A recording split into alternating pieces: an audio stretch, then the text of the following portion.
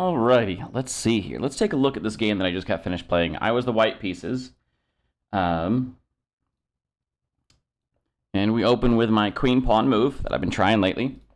My opponent responded with knight to f6. This is a very good response to the queen's pawn move. It keeps you flexible and gives you lots of options for down the road depending on how white goes. So if you see a queen pawn move, don't be afraid to go ahead and jump your knight into the game. I've been playing the Queen's Gambit, so I continue with the Queen's Gambit. And I'm fully expecting my opponent to push his pawns. I'm going to get my knights in this configuration, and that's what I'm expecting. And sure enough, my opponent continues in that variation, and boom, now we're in the Queen's Gambit declined. You can see here we transitioned to the Queen's Gambit declined. So this is kind of the game that I was looking for to practice my... practice games in this kind of lines to see how I like them and how they go. All right, moving on. I continue with my other knight. My opponent pins my knight to my king. Note, I'm most likely going to be doing the exact same thing to his queen. I just have a couple decisions to make. Do I run my bishop up and pin his knight and, have this opposite structure, knowing that if my opponent trades, I'm going to mess up my pawns? Or do I park my bishop on d2 opposite his bishop, and then that way if he ever captures, I can capture back with my bishop and leave my pawns undisturbed. So that's kind of the mindset I'm going through here. And honestly, I spent a while thinking about this, a good 30 seconds, just trying to decide which move I liked better. I decided to go the aggressive route just to see how my opponent played it. He refuted. At this point in time, you can either drop back or retreat. And I decided, you know what, this is a clear sign that my bishop is meant to be back here. So I ended up putting my bishop on d2 anyway. I did induce my opponent to play h6, but h6 is kind of a welcome move that almost, that a lot of us play whenever we castle. So I don't know if this was good, objectively good or not. But, it felt good to me. It felt good. I kind of wanted my bishop here anyway. When my opponent refuted parking my bishop all the way out here on the aggressive side, I said, you know what? That's fine. I can retreat. That's why we move pieces instead of pawns, right? Pawns, if we had done that, we can't take it back. So pawns, remember, once you push a pawn, you can never get it back. My opponent makes this aggressive push here in the center. The Ragosian defense. Where do we transition to the Ragosian defense? Right here. So this is the Ragosian defense. And then we stay along that. Okay. Now my opponent makes this. I'm going to drop this off because we're kind of outside book now. Not quite. 2 more moves. Okay. So my opponent makes this aggressive pawn push, and I have some decisions to make now. Notice at some point in time, this exchange is going to happen. I don't know when, and I don't know where. My opponent does not have his knight out. I'm sorry, he does have his knight out, so he could capture either way. He also could capture back with the queen. I don't know if it's smart to go ahead and make, relieve this tension, as it were. But with this pawn push, I'm thinking, okay, now we've got more tension here. Neither one of us can push past, right? Neither one of us is going to be able to push past. So we've got to figure out what to do. And I spent a little while trying to decide if I should take or if I should not take. Taking seems okay, but here's my argument. I can take, then moves my opponent's bishop up to this diagonal, and so then he has control of this diagonal, which kind of puts pressure on the f2 pawn on my side of the board. Now that's not the end of the world, but it probably is going to come with more pressure at some point in the game, right? We're probably going to see more pressure along that diagonal. So I really don't want my opponent's bishop to be on this strong diagonal. So that was my entire, okay, if it's a 50-50 toss, what decision unbalances the scales? So my opponent taking his bishop to that diagonal, I was like, I kind of don't like that. So I'm going to leave this tension, and I'll let my opponent capture, and then I'll capture back with my knight. Or, as we know in the Queen's Gambit lines, eventually my e-pawn is going to e3, which is going to help prop this up. And so if I can get an extra defender on that pawn, I can take back with a pawn, and then I've got my bishop lined up ready to go whenever this tension relieves. So I go ahead with the e3 pawn. My opponent still doesn't make the pawn exchange. At this point is when he decides to make the take my knight. So I had my bishop there. I'm good. Aggressive knight move. It is propped up. My knight is in the way, so I can't even get a pawn to challenge it. That's a really strong knight. So my opponent has made a very strong knight move here. This is a very good plan. If this was his plan, very good plan. Because this is a very strong knight. The only way for me to get rid of it is to get my light square bishop involved, and that would be an exchange. I don't even get to win material. So I'm debating on whether I should just put my bishop along which diagonal to put my bishop along, right? Am I going to defend this knight, get it in here into play along this short diagonal? I probably should have brought it up all the way to this long diagonal, but I felt that maybe I could remove things around and not drop my bishop. I mean, not drop it, obviously it's protected, but like not give up my bishop pair so quickly. So I didn't want to convince my opponent to make this exchange right away. So I did kind of the slow move, seeing if I could figure out another way to reposition my bishop. And my opponent takes away the squares that I would have to reposition my bishop. So even if I were to capture here, I don't have the b4 square available to my bishop anymore. So, all right. That being said, maybe this was a wasted move. Maybe I could have gone ahead and parked it here. Either way, we know that there are incremental advantages, and I feel okay. I've got the bishop here, but my opponent does have a really strong knight. He does have a little bit of pressure on this pawn. He's got it attacked twice, but I've got it defended 3 times, so I feel pretty good. Go ahead and castle to safety. I'm fully expecting, if my opponent puts a pawn here, I'm fully expecting to see a pawn storm over here on the queen side. That's like my first thought. Hey, why is my opponent jumping this, a5 pawn, or the a pawn all the way down to a5? Like, it's got to be there to support something. Excuse me. Most likely to support a pawn storm. So if that's coming, is there anything I can do to kind of help out with that? Well, I figured, one way to break up this structure is to go ahead and make this exchange. So I go ahead and make the exchange. My opponent takes with his knight. I've kept my bishop pair for now, so I'm feeling all right. Now I'm looking at getting my pawns up the board, right? Mostly I just want to solidify this structure, and I want to prevent my opponent's queenside pawns from coming down the board. Eventually this exchange is going to be made, so now I've got another pawn that can move into the center of the board, or I can let this exchange take place this way, and I can have these connected pawns on the outside. So this is my thought process. Opponent brings the knight directly back, which means I have undefended my bishop, so this is a solid move my opponent makes.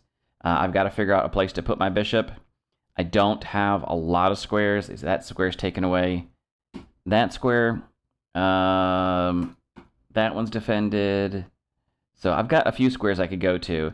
Most notably, though, is the d2 square or the d4 square. Those are my 2 main kind of goals, or main candidates right now. I briefly consider the e5 because it is covered up by my knight, but I noticed that if this exchange took place, right, making the exchange up here, that puts my knight out in the center of the board, which is great, but there's nothing to defend it. So it becomes an undefended knight in the middle of the board. I could push the f pawn up to defend it, so I'd have like a mini pawn chain here, right? Pawn, pawn, and then the knight. But I have heard so many jokes about the f pawn being the forget about it pawn that I said, you know what? Maybe I'll hold off. Maybe I'll hold off the e5 square. So I discarded the e5 square and I went back to d2 or d4. One of the things I was considering is the d4 feels very passive. It feels like, all right, I'm kind of putting my bishop back here. This knight is still super strong. My opponent could exchange. I've got it covered so I can bring my queen up. So it's not bad. But this is what I saw. Putting my bishop on d4 means if my opponent wants to trade, he's going to give me connected pawns in the center of the board. Right? So I have, all right, not perfectly centered, but I would have strong pawn chain that extends up to the center of the board, and I'd have these connected pawns in the middle of the board, controlling the center. So I thought, you know what, there's a good move. That feels really strong to me. Yes, at some point in time, this exchange is going to take place. But if I take back with a pawn at that point, my opponent has no pawns on the C or D, but I have 2 pawns on C and D connected. So I feel like that's kind of my thought process. So that's where I go here. I go to D4, fully expecting my opponent to capture, which he does. I capture back. So I have given up my bishop, but so has my opponent. So we're both on 1 bishop and 1 knight. But I've got this. I feel pretty good about my pawn. My pawn play. In fact, I feel pretty good about this game.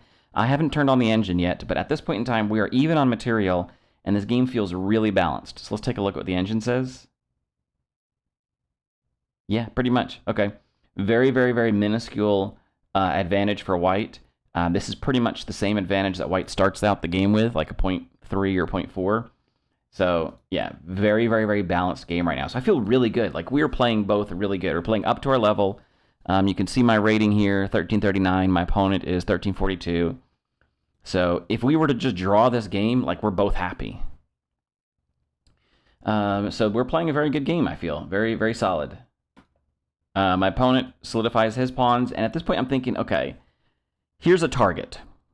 Notice my opponent's rooks are not connected, and he's got his bishop kind of in the way, blocking his queen's defense.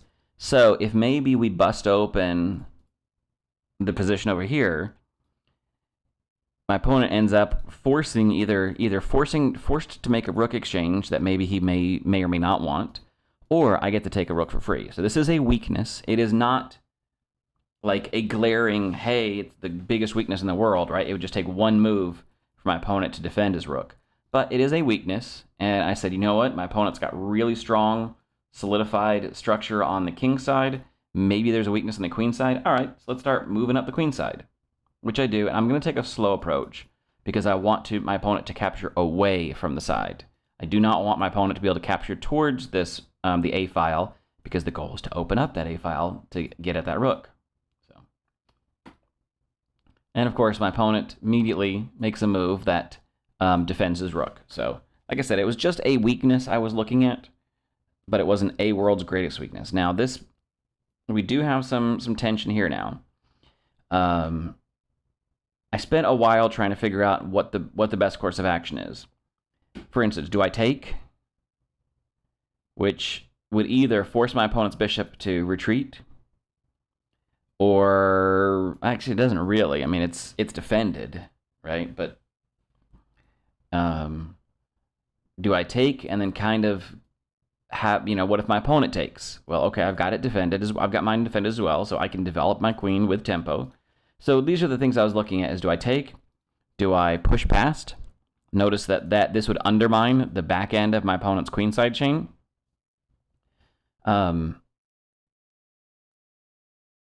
I briefly considered pushing past, but notice that the knight covers it. This knight is a really strong knight, and coming in and taking and still being defended, that knight is not going anywhere. Yes, it moves it away from my king side, but it's still a strong knight. So I briefly considered pushing past, but I decided, I'm going to hold off. And I went ahead and captured. Was this a good move or not? I don't know. I'm going to turn the engine on here in a second. My opponent went ahead and exchanged bishops. So there's not really a weakness on this side of the board anymore. There is an open file, so I could take control of this open file. My pawns are a little iffy now on the queen side. Notice I've got them doubled up here. So, not the world's greatest at this point in time, so maybe that exchange was not good. Looking at my pawns compared to my opponent's pawns. We'll see. The good news is this knight is weakened, right? It's not weak, it's weakened. So something to consider. I just fully assume my opponent would take back, but he doesn't have to. He's got the queen, and he took with the queen. So let's turn the engine on here at this point in time. We're still even on material. There is looks like a slight shift back to black side. So black has taken a slight advantage. So in just the course of 4 moves, I went from a slight advantage to a slight disadvantage. And let's look at which move was really the worst. I'm assuming it's this capture. No, it didn't like this pawn push. Huh.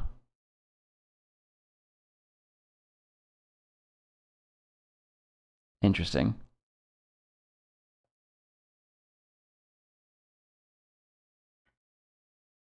Wowie. Wow, wow, wow, wow, wow, wow, wow, wow.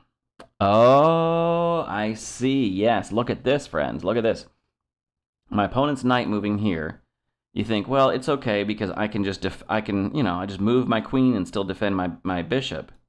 But my opponent has 2 attackers, and I only have 1 defender. So I'm dropping a whole piece there. Wow, that was something that neither of us saw. Oof. I'm glad he didn't see that because I sure as heck didn't. And notice that can't work with this pawn still in the way. Because my opponent moves, I can defend. And then if they take, it's only still 1 attacker. Okay. Alright. Well, we both missed that, thank goodness. Now, there is something coming up here that I also miss. I'm going to continue to push my queenside pawns, at least get some structure back. Now, this is another thing, is now this pawn is undefended. So how do I defend this pawn? I've got a couple options. Number 1, move my rook over. But now my opponent's rook is undefended. So I'm thinking, you know what, I'd kind of like to keep this rook on this. My rook is defended, so I'd kind of like to keep my rook along the A file, opposite his rook. Undefended rook. Well, no, looking back, nope. I missed that. I missed that the queen was defending it. That's all right. Either way, that was my thought process in the game at the time, was keep my rook along this path, continue to bust open this position, or at least look at busting open this position, but most likely defend this pawn in a sensible manner. So push the pawn. If a trade happens, my opponent has this rook. Trade does happen, and this was one of the cases where I pre-moved. I knew my opponent had an opportunity to exchange, and he did. I'm guessing he also missed this. I was thinking, and I'm glad I'm glad it didn't happen in game. My opponent castled his next move, but I was fully prepared to drop my rook down here, put the opponent's king in check. He either has to block with his queen, which he's not going to want to, or he moves the king out of the way, and I pick up a rook. Now, is my rook trapped? Possibly, but no, not really. No, because I can still get it out. Ooh, excuse me. Maybe my rook would be trapped in that plan of events, but I'm glad it didn't, because I would have immediately lost the game. Immediately, and I did not see that over the board. So my opponent castled, which was a good move. Got his rook out into the game. Now there's 2 open files, so I have to decide which one I want, and I was debating on putting my rook on the C file to have kind of the middle board covered. But I thought, yeah, there's got to be better moves out there, right? Like, I need to defend, I need to protect myself from back rank issues. So I got to figure out how to get my back rank taken care of. I briefly considered moving my queen to the open file. The only reason I didn't was I had concerns, and we had plenty of time. Like, I had plenty of time. My opponent's time was dwindling. There was a time back here around the 7-minute mark. Yeah, look at this. Let's watch my opponent's clock up here on the, I don't know if it'll show up here. You can see, right above the rook here, you can see my opponent's clock. This move, he took 2.5 minutes to find. So, I don't know why that was a very long time. I don't know. I mean, you never know what the other person's doing. They maybe he was in the bathroom. I don't know. Maybe he needed to get a drink of water. I don't know. But he had the time, so we used the time. 2.5 minutes in that move. And then another 2 minutes here to find this bishop move. So my opponent has used a lot of clock. And at this point in time, so from here, he spent a while, another 1.5 minutes almost on this move. So my opponent's down on clock, and I am way up on clock at this time. You see my clock down here? Yeah, okay. So I'm way up on time. So I figured, I'll play the conservative game. I'm not going to... My queen is extra defense on my my knight. My queen does have the option to sneak back here and defend my king if I need, so I'm playing the conservative one.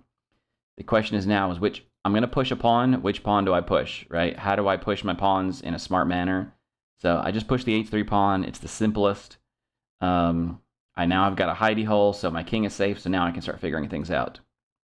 At which point in time, my opponent quickly takes over the C file. I jump my... This is the mistake, right? So this is a mistake I make. I've been looking at this move for a while. My knight into the center of the board. I've been looking at it for actually quite a while. Way back here somewhere. Yeah, way back even here, I was looking at it. My opponent took this strong knight, and ever since then I was like, wow, I could also get my own strong knight. But until this pawn moves, I really can't, because as soon as I move it up, I just have to move it right back. And from here, I kept looking, is there any good squares that maybe my knight could jump to? So pretty much from here on out, I was looking for ways to get my own outpost.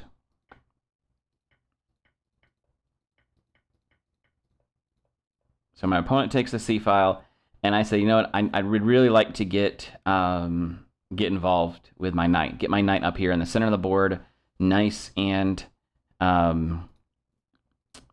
strong, protected by this pawn, putting a little bit of pressure in front of my opponent's king.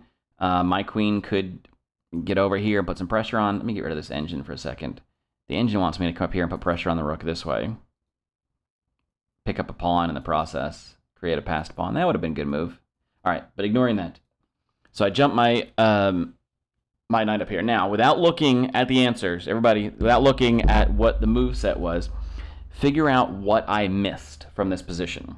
So from this position, when I moved my knight to the e5 square, protected by my d pawn, what did I miss? Do you see it? Do you see it? So what was that knight's job? So back here, what is this knight doing? The knight is protecting this pawn. Why is that important? Well, because that pawn was the one that I was counting on to be my defense of the knight. So now when my opponent takes my pawn, he has now undefended my knight, and he's got a double attack. So taking this pawn has a double attack on my material. I have my rook is exposed, my knight is exposed. Can only save one. So which one do you save? Well, the more valuable piece. I'm gonna drop here a whole knight. I'm gonna drop a whole piece. The only thing I have going for me at this point in time is time. All right, look at the two clocks. Yeah, I've got 5.5 minutes. My opponent has less than a minute. So I save my rook, put my rook behind a pawn, extra defense on this pawn, because I'm assuming that's going to happen. I'm assuming my opponent's going to look for ways to get his rook over here somehow. I don't know. But my pawn is now sufficiently defended, but I have dropped a whole knight. Do you spot the mistake? So there is now another mistake on the board that neither me nor my opponent found. So you're free to look at the answers this time because the answer's not on the board. Neither one of us found it. As soon as my opponent did take a few seconds on his next move, and during that time I spotted my error. So this game could have gone way worse than it did. Do you see it? Do you see it? What's the one thing I don't see and I have a hard time seeing? Knight forks. Look at this mega fork. You ready? Ba-chow. If my opponent had played knight to c3, it is a defended knight as well. That monster knight that has been sitting here this whole freaking game, that has been giving me agita, stressing me out, right? This knight that's right here in the center of the board that's been stressing me out. Yeah, he had a chance as soon as I made this move to try to defend my pawn, which out of all the candidate moves I had, this was the last one. This was my third choice. I had multiple candidate moves I was going to make. My number one was just drop my queen back in defense mode, right? If he wants to take, that's fine. I can take back. I'm still in defense mode, so I've still got material across the back of the board to defend. Number two was here. No, number two was here, doubling up on the outside file. It defends my rook. But yeah, so I went with my third choice, and my opponent could have easily destroyed me with the knight fork. He missed it. I missed it a second time. Thankfully, he missed it a second time. And I had spotted it here. So I had spotted the Night Fork here. But I said, you know what? Here's one way that I can kill 2 birds, 1 stone. I can develop. You see my time dropped significantly right here. So 5 minutes, 24 seconds. Took almost 2 minutes to find this move, and I should have considered it longer. I should have gone with one of my first 2 moves. Actually, let's look what the engine says from this point. The engine says just go right down here, because then I could have picked up more material.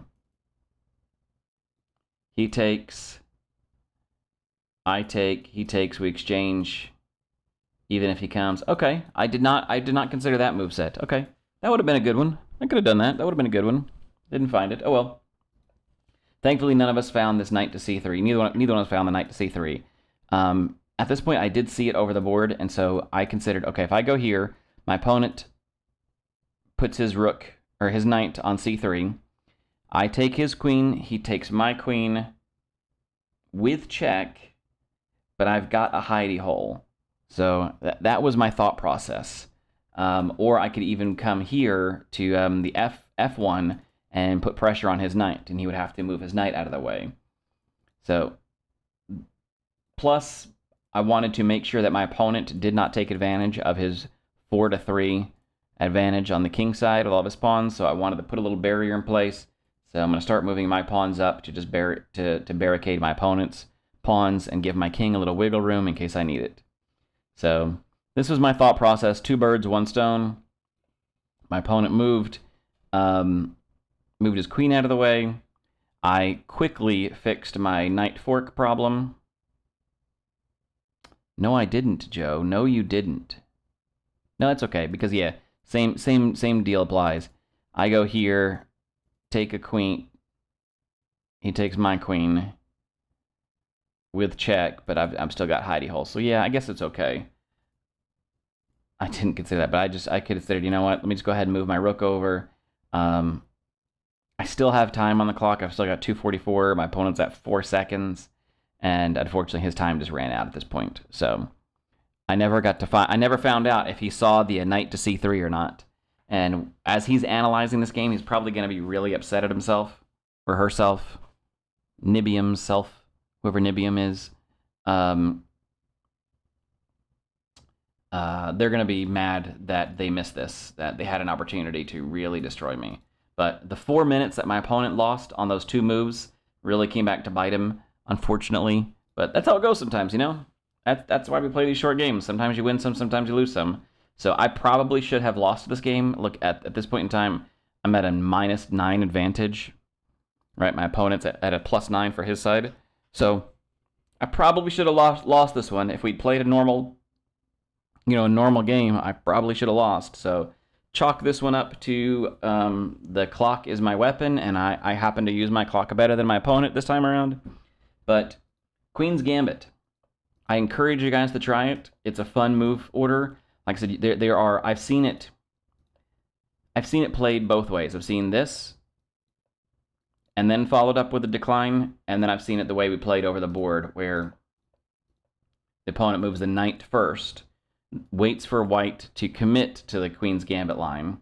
Notice this allows them to still fianchetto if they want. There's lots of move orders that come from this move set. In fact, when we looked at the opening sequence, moving the knight first is the Indian game, which we need to look at the Indian games. The games from India, like I said, typically are what's called hyper-modern. They are very aggressive, using long-range pieces. I can't remember if we talked about this or not, but rooks and bishops are long-range strikers. They want to be well out of the way of danger because they can influence a long way. Queens and knights are more melee attackers. They want to be up in the mix of things, right in the center of the board, really causing concerns, causing trouble. So they want to be up close and personal. The queen, yes, technically the queen can be a long-range piece, but when the queen is up close and personal, like, she is so strong, because there's like, if this pawn were my queen, the number of squares the queen has influence over, right up and close and personal, Like, man, you see all that, like, right in the center of the board? Like, look at all those 9 squares that she has influence over. So, the queen, right up and close and personal, is a melee attacker. The knights like to be melee attackers. Rooks and bishops like to be ranged. So the hyper-modern says, I'm going to use my ranged pieces from range. So I need to study the Indian games at some point. But when you see the queen's pawn, you can either respond with if you see a D pawn, you can either respond with your D pawn, or I recommend also going with this knight move. Keeping in mind that you're probably going to push your pawns here, your knights could probably going to end up here. It could go in front of the queen, or it could go to the 6th rank. But yeah, once white commits to the queen's gambit, then you can follow up. And like I said, normally I see this pattern, the E pawn, then the D pawn. Very rarely do I see someone go knight and then follow it up with their queen pawn. It does happen. It could happen. I would still play a normal variation, because at this point, if they take now, it's the same. I'm still going to get retaken that bishop, but most likely they're going to respond with this. And notice we've transitioned to the exact same game. So Queen's Gambit declined. So I encourage you guys to try the Queen's Gambit line. It is a fun line. It has led to some really interesting games for me, and I'm really enjoying it. So, all right, guys, I'll catch you next time. Bye.